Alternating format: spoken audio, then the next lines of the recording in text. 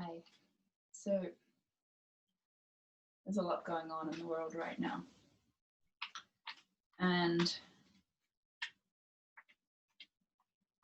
my strategy is to create a inner realm in my mind and in my heart that is neutral, like an inner neutrality.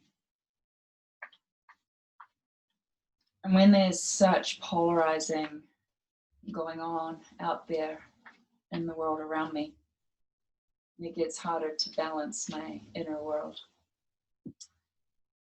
So I meditate more and I spend more time in nature and I get more and more quiet and spend more time on my own so I can feel into what's true for me inside. And I use the tarot as a resource to check into. And as I do that, I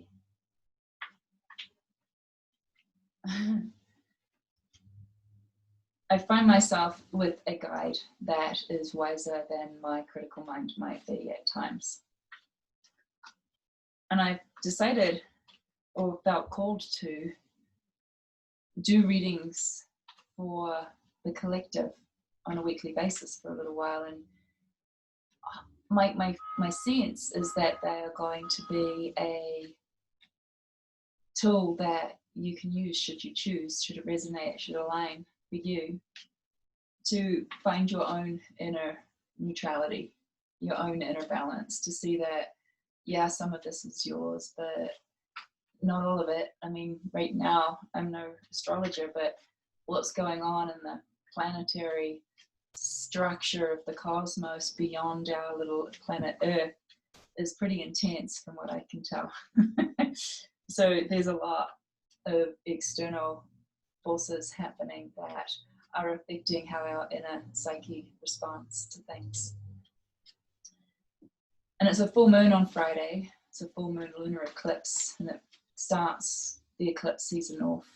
So the next week to a month or so are going to be pretty intense, as if the previous few months haven't already been intense. But I think we're getting used to this intensity a little bit. So I'm just going to do a little reading. And I'm going to lay them out in a way that has us look at the inner and the outer in the situation.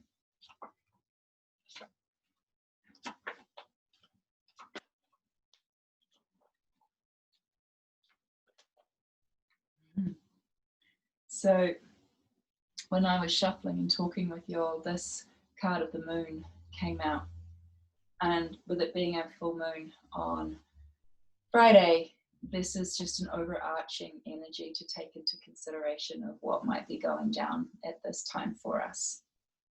And this particular version of the moon represents the triple-headed goddess. So to me, this has got a lot to do with the energy of the sacred feminine and the different faces of the divine feminine and how that feminine face of spirit shows up in the world today. It's an invitation to honor the rising of that feminine energy that is healing and nurturing, as well as fierce and protective and loving. She is the one who will fight the good fight, no matter what's going on. She's also the one that will hold space and take care of all that is within her circle and all that is not within her circle. She is inclusive. There's no you're in, you're out business when it comes to the moon and the energy of the divine feminine. The moon, like, will shine on everything. And even when the moon is new or dark, it's still fully illuminated. And I think it's really important to be looking at life from a perspective of not so binary, from not such a binary perspective. It's not just black and white, it's multiple shades of grey, and it is both and, as opposed to this or that. So that's the overarching energy, is to look to the cycles of the universe, the cycles of nature, the cycles of our own inner womanly cycle, the cycles of the seasons, the cycles of your hunger, the cycles of your desires. Just cycles in general is a really important thing to be looking at. The moon itself is involved in a massive cycle, right? So I've got cards here for the inner and the outer in this situation. So if I just maybe let you see a little bit more. So much technology I have going on. I won't worry about that. So on the inner, I have the Knight of Wands and the Two of Pentacles. The feeling I get for this is that as a, and I'm talking about the inner being the collective, this is on a more personal level, and on the outer, it'll be more a collective level. So the inner is from the inside looking out, the outer is from the outside looking in on humanity at this time. So on the inner, from how it feels on the inside with the Two of Pentacles and the Knight of Wands, the Knight of Wands is very fiery energy. So there's a lot of fire and movement and energy shifting and changing. There's a lot of ungroundedness when the Knight of Wands is in the picture. Not one of the feet or the hoofs of the knight's horse are on the ground. It's, and the horse itself actually even has wings in this picture. So it's a very, and Wands is to do with spiritual growth, with creative energy, with power, fire, creativity coming through your body and your being and into the world. And this is a card of a energy that wants to get what it wants, but it's not an egoic wanting to get what it wants. It's a very energetic, creative urge to create. Like, it's the feeling that the painter has when the painter just has to paint, or the writer just has to write.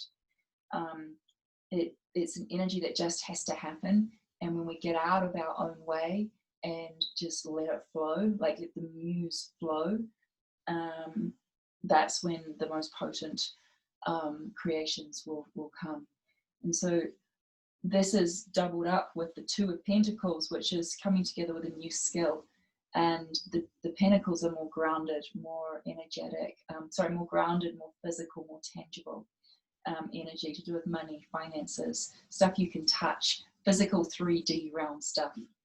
And from this inner perspective, this is us learning how to operate in a new way in the physical realm. It's like we can't go on the way we were going on. We have to go on differently. And we could just forget what's happened in the whole cycle that came before, because it's all cycles, right? Even though this is a 2, it implies that the Ace has just happened, the 1 has just happened, and that was a raw upsurging of energy, of new power to create in the tangible world.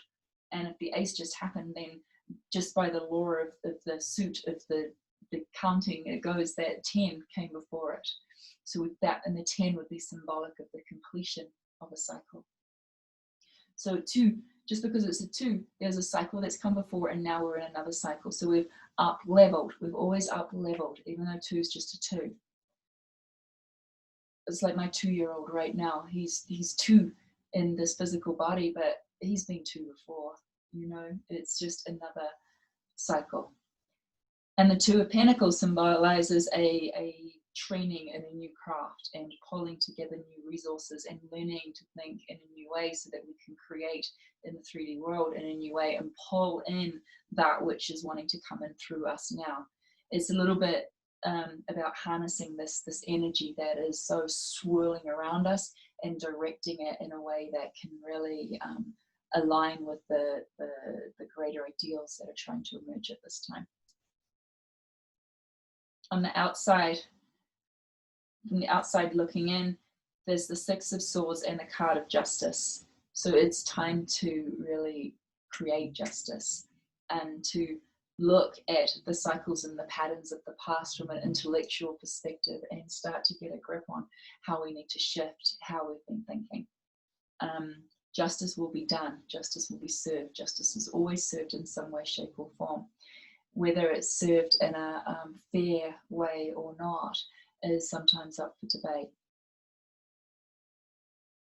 It seems that we are at a point where we need to decide how much integrity we want to walk with, how much balance we want to create in the world, and how much rigidity we're prepared to release from our thinking, from our neuroses, from our narcissism, from our opinionated dogma. What if we did find that inner neutrality from inside and acted in a way that allowed us to access what is true and just from within us and bring that out into the world? The situation that we are looking at here is with the Magician and the Ten of Wands. And this is a very paradoxical combination of cards, which is, I think, very apt right now. And for me personally, being a tantrika, I know that when there's two truths standing side by side that oppose each other in a form of a paradox, the goddess or the feminine face of spirit is at play. And it's a invitation to wake up a little bit more and go, what is going on here? The Magician is a card that puts us at a crossroads. We have all the tools, the skills, the resources that we need internally. We just need to choose which direction we're going to walk in. And here I come back to that binary black and white thing. It's not a black and white situation.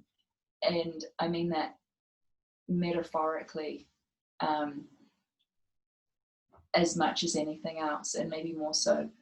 The both and option is a higher choice.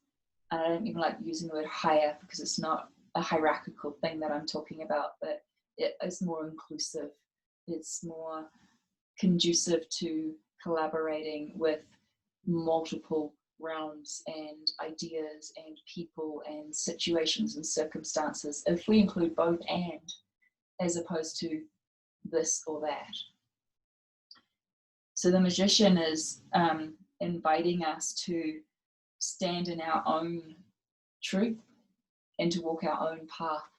And the Ten of Wands is when we've come to the end of a creative cycle that all it's done is burned us out. This is a very apt card to have for us at this time. This is society. We've got what we wanted here. We've ruined the vehicle that we used to get here. And now we're burning ourselves in the temple of our own creation. It's time to stop lighting fires and stop burning our shit down, and to instead make some more healthier choices. Which path shall we take with the resources that we've got? Which magic and wizardry can we pull out from inside of ourselves to go, I can do this. I can do that. I can contribute this. I'd love to receive that from you and that from you. And I've got this to offer here and this to offer there. And if I dig down deep into my heart and pull out the contributions that I want to make, maybe this is trying to happen. But it's an inside out perspective as opposed to an outside in. The divine feminine, the feminine face of spirit calls us to shift how we create, to feel into our own story of what wants to emerge at this time, and to let it emerge from the inside out, as opposed to going, I want to become a chef. So what have I got to do to become a chef? I've got to take this class, and this class, and it starts at this time, and da da da. That's like the goal is out there of what we want to do, and it's a mind thing. And I'm not dishing the chef thing, it's just a example pulled out of the air. But if on the inside you're feeling, I have this creative impulse to create with food.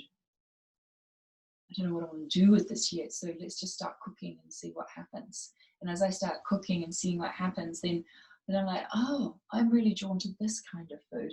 So, oh, I want to find someone that's going to help me this way, and someone who can train me this way. And or maybe I'm more interested in it like this, but we feel at it from the inside. And that way our own wizardry, our own magic starts to play out in the world. And it feels to me, with the reading here and with the hit I'm getting for our time, instead of fighting with each other and trying to make each other see things how we want each other to see them, what if we got more intent with becoming clear with our own story and our own values and ways of looking at the world, and then use them as a stepping stone to connect with others and to share and offer and provide for others what might be more sustainable for the planet, for humanity, for the future, for our children and our children's children. I feel like the takeaway of this is to look inside your heart for the energy that is ungrounded, ground it in a skill of some kind that is contributory to the world in a sustainable way, and allow that to weave together with the collective in a way that creates a greater level of balance and well-being moving forward. Hold that with the intention to be true to yourself, to take your own seat on the planet and the world today, and to next time you embark upon a creative cycle, be prepared for when what you created is burning you down, and take a look at the steps it took to get to that place where what you've created is a temple that's burning with you inside it. It doesn't need to end like that. So that's all I have. I hope that's helpful. I'm Carmel Cathey, and you can find out more about what I'm up to right now by going to kalicathie.com, KALICATHIE.com. Thank you.